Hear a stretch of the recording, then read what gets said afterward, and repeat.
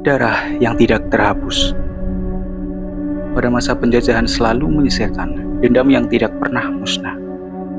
Itu sebabnya tempat bekas penyiksaan dan pembantaian selalu ekstra angker dibanding tempat lain. Cerita ini sudah sangat terkenal. Menurut cerita yang beredar, SMA saya dulu adalah bekas bangunan pembantaian pejuang. Mereka dibunuh secara massal di dalam ruangan yang sekarang akhirnya menjadi gedung sekolah. Bekas-bekas darah di tempat pembantaian yang tersisa di atas lantai tidak bisa dihapus dengan cara apapun. Bahkan setelah lantai lama ditimpa dengan lantai baru, bercak darah tetap merembes naik ke atas lantai yang sekarang. Oleh karena tidak ada cara untuk menghilangkannya, akhirnya dibiarkan saja. Dan parahnya, tempat tersebut sering terjadi kasus keserupan juga. Tangisan, lirih. Di sekolah saya, baru-baru ini saja ada cerita hantunya juga. Pas itu, siang bolong, guru lagi ngajar di kelas 3 IPS 3. Nah, waktu lagi sepi, anak-anak pada konsen menyimak. Saat gurunya sedang asyik tulis di papan, tiba-tiba terdengar suara tangisan lirih yang disusul dengan suara, "Bu, Bu, tolong saya, Bu." Gurunya langsung kaget dan nyanain anak-anak. Dikira lagi ada yang kerjain, padahal ruangan itu emang rada angker. Untungnya bukan kelasku, kelas 3 IPS 1 yang kena, beserta upacara tambahan. Tentu kita tahu walau tidak melihat langsung di mana saat terjadi penjajahan yang dilakukan bangsa asing di negeri tercinta ini. Kita juga mendengar kekejaman para penjajah. Mereka membunuh tokoh pejuang dan pasukannya.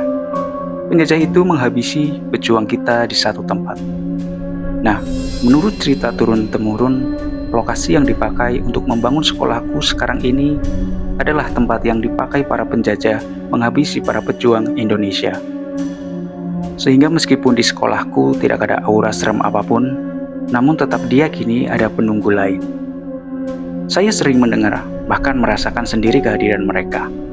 Suara pasukan baris berbaris sering didengar oleh murid yang sedang melakukan ekskul hingga malam hari. Kehadiran mereka tidak hanya malam hari. Saat upacara kemerdekaan, petugas upacara di bagian depan sering melihat peserta upacara tambahan di baris paling belakang. Misteri kelebihan murid. Mungkin kamu pernah mendengar satu cerita ganjil tentang guru ketika mengabsen muridnya dan kelebihan satu murid. Ah, ada apa ini? Apa yang terjadi? Ini salah satunya. Kadang kehadiran murid khusus tersebut tidak selalu menakutkan. Berikut cerita hantu sekolah. Nah, di sebuah kelas yang mendapat tamu asing, murid-murid satu kelas tahu dan menerima kehadiran makhluk tak tampak tersebut. Bahkan saat acara perpisahan kelas, murid tambahan itu ikut berfoto di atas sebuah bus. Mungkin untuk orang lain, cerita ini seram, tetapi murid-murid kelas itu menganggapnya lucu. Pernah saat reuni, ada yang memanggil sang murid spesial itu di dalam kelas. "Oi, lo ada nggak di sini?" Tak lama kemudian, sebuah bangku kosong bergerak sendiri. Ketika terjadi bunuh diri di toilet. Apakah kamu pernah melihat di mana gedung sekolah terdapat beberapa kamar kecil bersebelahan? Biasanya kamar kecil ini terletak di halaman belakang atau di tempat lebih menjorok jauh dari kalangan gedung.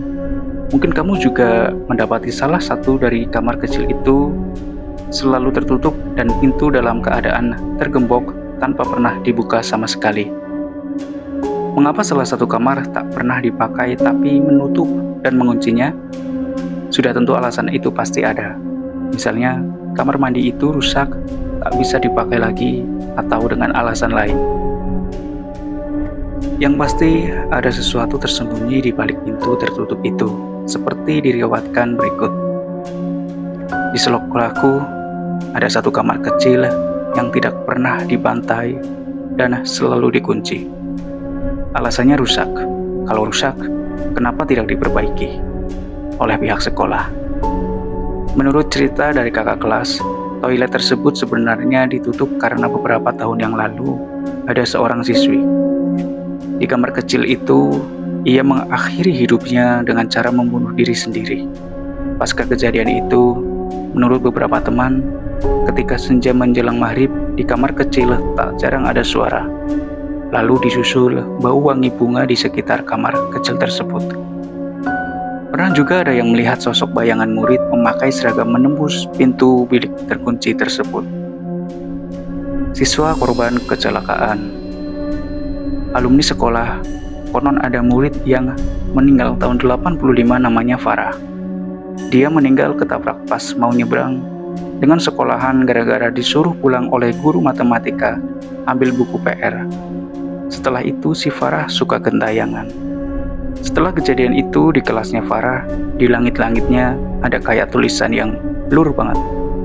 Warna merah tua kecoklatan, kayak warna darah, dan tulisannya Farah. Tapi huruf F-nya lebih mirip huruf P, jadi kelihatannya kalau dibaca parah. Sehabis itu suster kepala sekolah berkali-kali menyuruh orang untuk mengecat langit-langit kelas itu. Tapi nggak pernah berhasil. Tulisan itu selalu muncul lagi. Aku juga ngeliat sendiri kok, dengan mata kepala sendiri. Jadi ini bukan cerita bohong ya.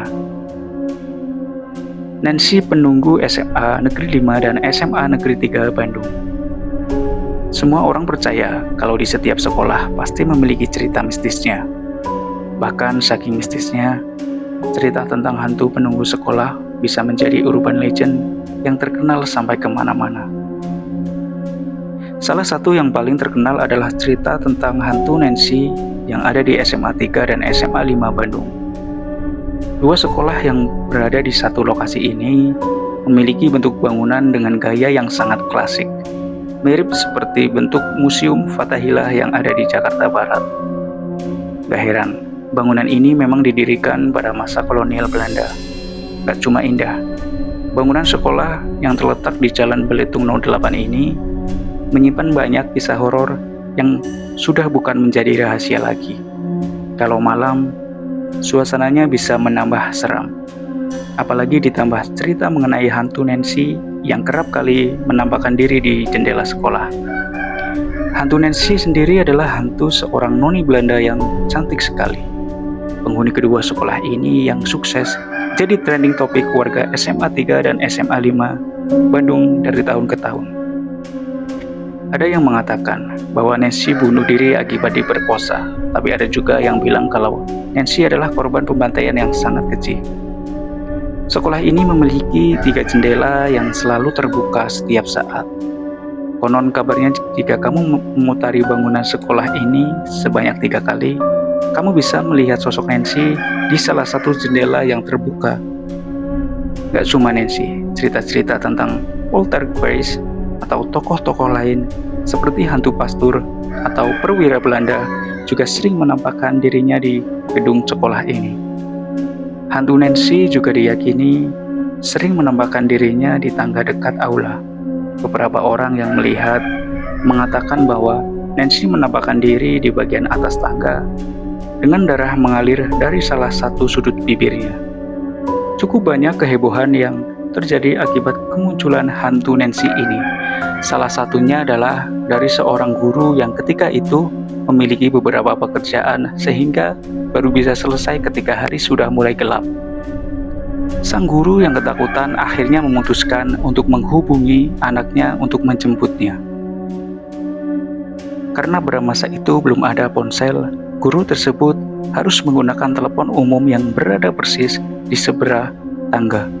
Awalnya pembicaraan berjalan lancar, tapi beberapa saat kemudian sang guru tak lagi menjawab panggilan anaknya dari balik telepon. Ketika si anak sampai di sekolah, dia mendapati sang guru sudah sadarkan diri di dalam box telepon umum. Ternyata ketika percakapan berlangsung, hantu Nancy muncul tepat di depan sang ibu guru, sehingga seketika dia langsung jatuh pingsan. Cerita lainnya datang dari berbagai anak angkatan 91 yang bercerita pada waktu itu mereka sedang berada di kelas. Karena guru tak kunjung datang, mereka menghabiskan waktu dengan bermain gaplek. ketapel, sampai permainan-permainan yang bikin kelas menjadi gaduh. Tiba-tiba masuklah seorang guru dengan muka merah padam lalu memarahi mereka.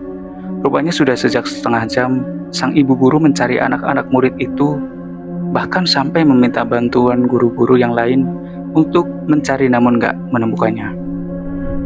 Yang jadi pertanyaan adalah, apakah mata dan telinga sang guru yang ditutup atau anak-anak itu yang ditutup sehingga tidak terlihat?